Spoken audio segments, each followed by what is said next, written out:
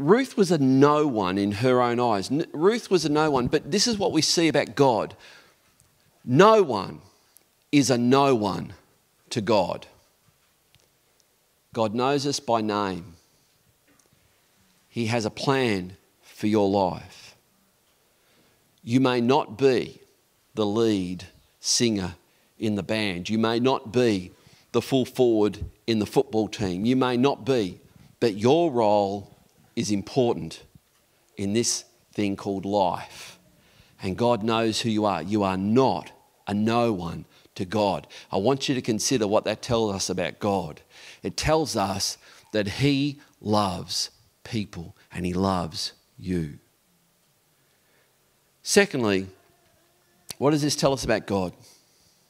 That the setbacks in life, how we view setbacks in life, is not usually God's perspective.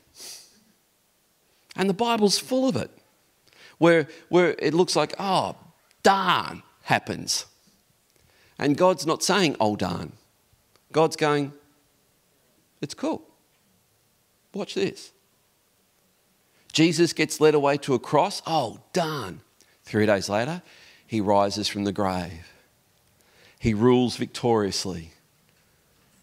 Yes. Paul thrown into a prison cell. At midnight, the doors burst open and he comes out. It's not, oh, darn. It's, oh, great God. You are awesome. How you turn life's setbacks into something that for you was never a setback, even though it looks it to me. This tells us something about God. And thirdly, as the worship team come, it tells us that God's plan for our life often has generational implications. In other words, God sees the big picture. You see, what God did with Ruth and Naomi ultimately led to Jesus Christ being born in Bethlehem by a virgin by the name of Mary.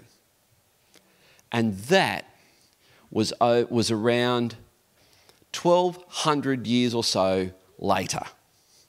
And yet God was orchestrating something in that generation of Ruth in order to bring about something down there. What is God doing in our generation, our time right now, that's going to bear fruit in generations to come?